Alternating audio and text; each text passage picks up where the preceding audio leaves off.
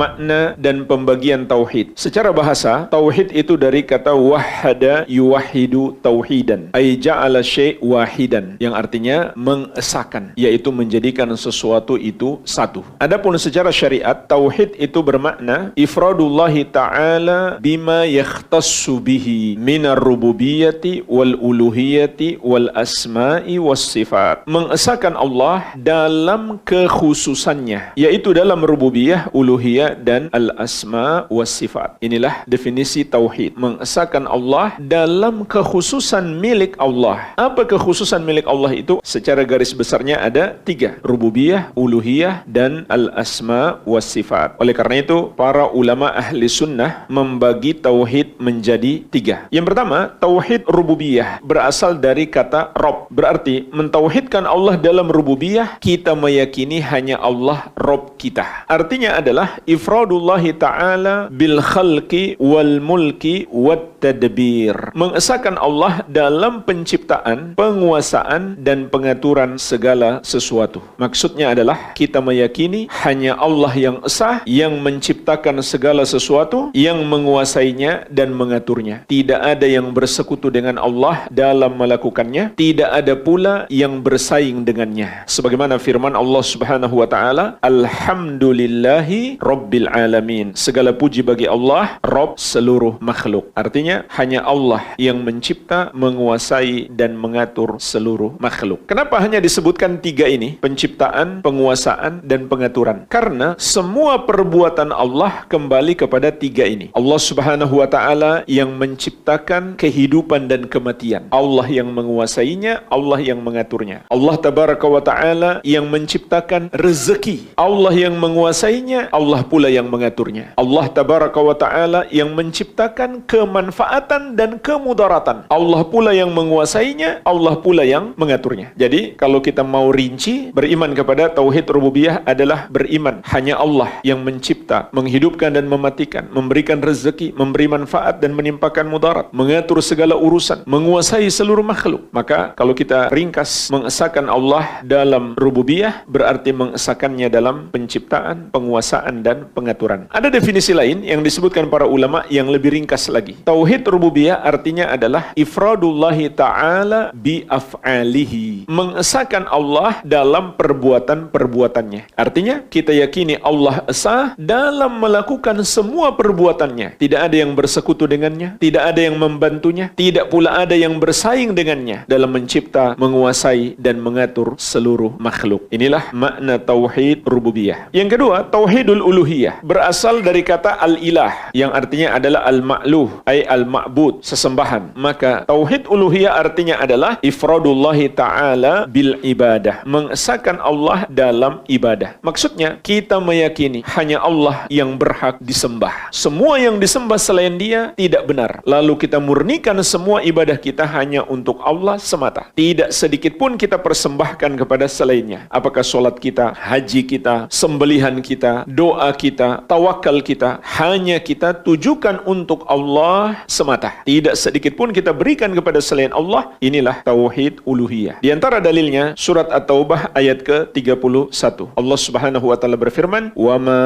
umiru illa liya'budu ilaha wahida." Dan tidaklah mereka diperintahkan kecuali menyembah Allah yang esa. La ilaha illa huwa. Tidak ada yang berhak disembah selain Dia. Subhanahu amma yusyrikun. Maha suci Allah dari apa yang mereka persekutukan. Yang ketiga, tauhidul asma was sifat. Maknanya adalah ifradullahi ta'ala bima lahu minal asma'i was sifat. Mengesahkan Allah dalam nama-namanya dan sifat-sifatnya. Maksudnya adalah kita meyakini hanya Allah saja pemilik nama-nama yang maha indah dan sifat-sifat yang maha mulia. Tidak ada satu makhluk pun yang serupa dengannya. Sebagaimana firman-Nya, "Walillahil asmaul husna fad'uuhu biha." Dan hanya milik Allah nama-nama yang maha indah, maka berdoalah dengannya. "Wadharul ladzina yulhiduna fi asma'ihi sayujzauna ma kanu ya'malun." Dan tinggalkanlah orang-orang yang menyimpang, yang tersesat dalam nama-nama Allah tersebut, mereka akan mendapatkan balasan terhadap apa yang mereka kerjakan. Kemudian firman Allah Subhanahu wa taala, "Laisa kamitslihi syai'un wa huwas samiul basir." Tidak ada yang serupa dengan Allah dan Dia Maha mendengar lagi Maha melihat. Maka Allah esa dalam seluruh sifat-sifatnya. Kita yakini tidak ada satu makhluk pun yang serupa dengan Allah. Inilah tauhidul asma was sifat. Dan 3 macam tauhid ini terkumpul dalam firman Allah Subhanahu wa taala. Lihat jemaah sekalian, ayat ini terdiri dari 3 bagian. Bagian yang pertama, Rabbus samawati wal ardi wa ma bainahuma. Allah Rabb langit dan bumi dan apa yang ada di antara keduanya. Artinya Allah yang mencipta, menguasai dan mengatur langit dan bumi dan seluruh makhluk yang ada padanya. Maka ini tauhid rububiyah. Yang kedua, fa'budhu wastabir li'ibadatihi. Maka beribadahlah kepadanya saja dan bersabarlah dalam beribadah kepadanya. Kita disuruh menyembah hanya kepada Allah. Maka ini tauhid uluhiyah. Bagian ketiga, hal ta'lamu lahu samiyah. Apakah kamu mengetahui ada yang serupa dengan Allah? Ini adalah pertanyaan tapi maksudnya pengingkaran, yaitu pengingkaran terhadap adanya penyerupaan antara makhluk dengan Allah. Maka ini tauhid al-asma wa sifat. Al-Amwa menemani ibadahmu juga hijrahmu.